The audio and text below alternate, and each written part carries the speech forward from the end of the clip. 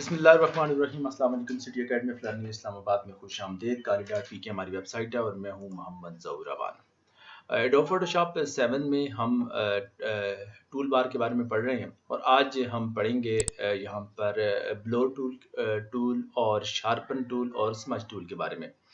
ब्लोर जैसा कि नाम से जाहिर है कि ये कहते हैं किसी धुंधलापन को, आप किसी जगह को आप धुंधलापन देना चाहें तो उससे आप कहेंगे कि ये ब्लोर है। जैसे धुंध पड़ी होती है किसी जगह पर तो उसे हम ब्लोर कहते हैं। शार्पन किसी चीज़ का तेज़ करना, शौक करना, कोई थोड़ा सा निखार के बाहर लाना, उसे कहते हैं। जैसे कि ब्लोर का थोड़ा सा ये उल्ट आप इसको जान लें। और उसके बाद आता है स्मज टूल। स्मज कहते हैं कि कोई ऐसा धब्बा, किसी जगह पर कोई दाग या धब्बा आप लगाना चाहते हैं तो उसको आप कहते हैं। अब इसका जब हम इस्तेमाल करके देखेंगे तो आपको महसूस होगा कि हम इसमें किस तरह से काम करते हैं। सबसे पहले हम ब्लोर टूल में काम करते हैं। ब्लोर के लिए ज़रूरी है कि हमारे पास कोई ऐसी पिक्चर मौजूद हो जिसमें हम कोई धुंधलापन करना चाहें तो वो कर सकें हम। फॉर एग्जांपल मेरे पास ये पिक्चर मौजूद है तो मैं ये चाहता हूँ कि इसके जो बैक पे जो फ़ोटोज़ हैं, ये 4 जो स्टूडेंट्स हैं, इन 4 स्टूडेंट्स को मैं धुंधला कर देता हूँ और जो जो फ्रंट पे जो एक स्टूडेंट मौजूद है इसको मैं शौक रखता हूँ। तो ऐसा करते हैं कि सबसे पहले हम सिलेक्शन का जो हमारे पास पॉलीगोनल टूल है इसकी मदद से हम इसकी सिलेक्शन ले लेते हैं और उसके बाद जो ये वाला एरिया होगा उसको हम धुंधला कर लेंगे। तो सबसे पहले हम ऐसा करते हैं कि सिलेक्शन ले लेते हैं इसकी। यहाँ पर मैं इस लड़की की सिलेक्शन लेता हूँ। अब आप ये देखते चले जाएं कि जिस तरह से मैं इसकी सिलेक्शन लेता जाऊँगा तो जो एरिया मेरा सिलेक्टेड होगा वो उसको उस पर मैं धुंधलापन अप्लाई करूँगा। तो अब आप ये देखें कि जैसे जैसे मूव कर रहा हूँ आप देखते चले जाएं तो इस तरह से अब ये जो लड़की होगी ये शौक नज़र आएगी और बाकी जो हमारे पास स्टूडेंट्स हैं वो सारे के सारे वो धुंधले हो जाएंगे। अब आपने ये देखा कि ये इसमें सिलेक्शन मेरी हो गई है। अब मैं ऐसा करता हूँ कि चूंकि मैंने धुंधलापन इस लड़की पे अप्लाई नहीं करना, अगर मैं इस पे करूँगा, अब सिलेक्शन इसकी हो चुकी है तो ये धुंधली हो जाएगी, बाकी लोग शौक रहेंगे। मैं ये चाहता हूँ कि ये बाकी सारे धुंधले हो जाएं और ये शौक रहे। तो उसके लिए ये तरीका होता है कि आप सिलेक्ट पे चले जाएं और इन्वर्स पे क्लिक करें। अब इन्वर्स का मतलब ये होता है कि जो सिलेक्शन मैंने ली थी उसको छोड़कर बाकी चीज़ें सिलेक्ट हो जाएं और जो मैंने सिलेक्शन ली थी वो रह जाए। तो अब ऐसा होगा कि अब मेरा जो जब मैंने इन्वर्स लिया है तो अब ये बाकी का सारा एरिया सिलेक्टेड हो चुका है, जबकि ये जो गर्ल मैंने खुद सिलेक्ट की थी वो अनसिलेक्ट हो चुकी है। चूंकि इन्वर्स का मतलब होता है उल्ट करना, किसी चीज़ का उल्ट हो जाना। तो अब मैं ऐसा करता हूँ कि ब्लोर का टूल यहाँ से लेता हूँ और उसकी मदद से मैं यहाँ पर धुंधलापन अप्लाई करता हूँ। आप ये देखें जैसे जैसे मैं इन पे क्लिक करता जा रहा हूँ तो उस पर धुंधलापन होता है। अब ये जो फ्रंट पे जो लड़की है इस पे मैं अप्लाई कर रहा हूँ तो इस पर धुंधलापन नहीं आ रहा, बल्कि जो पीछे लड़के खड़े हैं और गर्ल्स हैं तो उन पर धुंधलापन अप्लाई हो जाता है। तो इस तरह से जब हम कोई ऐसी पिक्चर हमने लेना होती है तो किसी को एक को आपने प्रोमिनेंट करना होता है और बाकियों को जो बैक पर कुछ चीज़ें होती हैं जो उनको आपने वाजे करके नहीं दिखाना होता, तो उस वक्त आप इस ब्लोर के टूल का इस्तेमाल करते हैं। अभी आप देख रहे हैं कि जो फ्रंट पे जो गर्ल है इसको ये शौक नज़र आ रही है, बाकी सारे के सारे आपके धुंधलापन का शिकार हैं। अब मैं इसकी कंट्रोल डी की मदद से सिलेक्शन खत्म करता हूँ।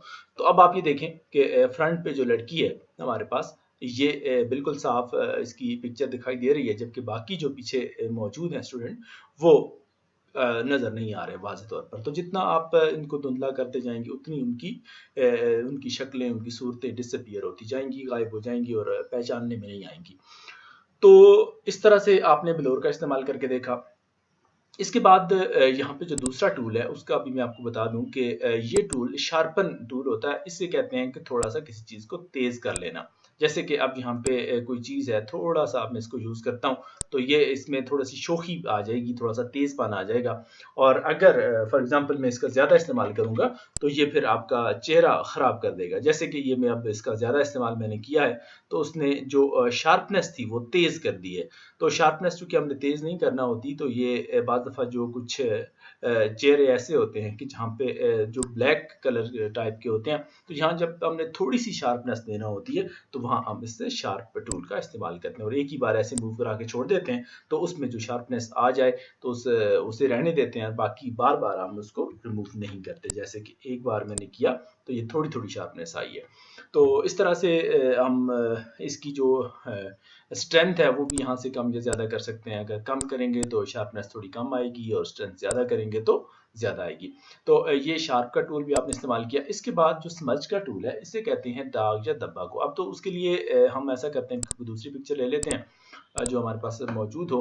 फॉर एग्जांपल मैं ऐसा करता हूँ कि ये पिक्चर ले लेता हूँ। अब ये देखें कि अब मेरे पास जो स्मज का टूल है इसका मतलब ये होता है कि कोई दाग लगाना या धब्बा लगाना, लेकिन हम इसकी मदद से जब हम काम करेंगे तो जो चीज़ आपके पास मौजूद है उसमें जो शोखापन आप देखेंगे वो ये होगा कि इसमें फर्स्ट मैं इस माउस पे प्रेस करके इसको लाता हूँ तो इसके हेयर्स में अब बड़े करने जा रहा हूँ। तो अब ये देखते चले जाएं कि जिन हेयर्स पर मैं क्लिक करता हूँ तो उनका वही कलर इसका नीचे तक चला जा रहा है। अब इसके हेयर्स को मैं जितना लंबा करना चाहूँ मैं कर सकता हूँ और चूंकि ये स्मज टूल की मदद से ऐसा होता है। अब आप को एक चीज़ महसूस हो रही होगी कि ये तो बड़ी मोटी मोटी लाइनें लग रही हैं, जैसा कि मैं लगा रहा हूँ तो इतने मोटे बाल तो नहीं होते, तो ये कुछ मुनासिब नहीं लग रहा।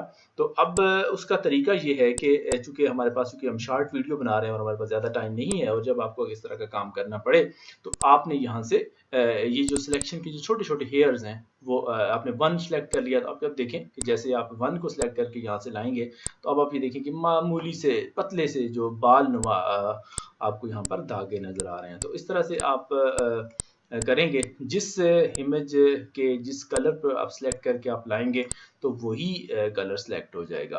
तो इसका फ़ायदा ये होता है कि जो कलर आप नीचे लाना चाहें, फॉर एग्जांपल मैं इसको थोड़ा सा वाज़े आपको समझाने के लिए करके दिखाता हूँ कि मैं एक मोटा ब्रश ले लेता हूँ, उसके बाद में इसकी जो नेक का कलर है उसको नीचे लाता हूँ। अभी देखें जो इसका नेक पे जो कलर मौजूद था उसको मैं नीचे लेके आ गया हूँ। अब अगर आप चाहें तो ब्रैकेट की मदद से ये अपना सिलेक्शन पॉइंट जो है माउस का कर्सर ये थोड़ा बड़ा कर लें। अभी देखें कि जो कलर यहाँ पे मौजूद हैं उनकी मदद से मैंने इसको ये सारे कलर्स रिमूव कर दिए हैं। तो अब आपने ये देखा कि जो कलर भी आप सेलेक्ट करके नीचे लाएंगे वो आ जाता है। अब जैसे मैंने आई को सिलेक्ट किया तो वो सारी की सारी नीचे आ गई। अभी देखें इसको मैंने उठा के नीचे ले आता हूँ। तो अब आपने ये देखा कि स्मज के इस टूल की मदद से आप जब किसी मौजूदा कलर को आप उसको फैलाना चाहते हैं, थोड़ा सा और एक्सपेंड करना चाहते हैं, तो आप उस कलर को सिलेक्ट करते हैं और फिर वो कलर नीचे की तरफ मूव करता है। आप ये देखें कि मैं माउस को प्रेस किए जा रहा हूँ तो वो ये बाल जो आपको नजर आ रहे हैं वो नीचे तक आ रहे हैं। फिर ये देखें मैं प्रेस करके नीचे लाता हूँ तो ये उसी तरह से जो सफ़ेद कलर मैंने ऊपर से सिलेक्ट कर लिया था तो वही आ गया। अब फॉर एग्जांपल मैं इसको फिल करना चाहता हूँ तो जो कलर आपने सेट किया होगा वही आपका फिल होगा। तो आपने ये देखा कि इस तरह से आप स्मज टूल का इस्तेमाल करते हैं। तो उम्मीद है आपको ये टूल समझ आ गया होगा। नेक्स्ट हम अगले टूल के बारे में पढ़ेंगे। तब तक के लिए अल्लाह निगहबान।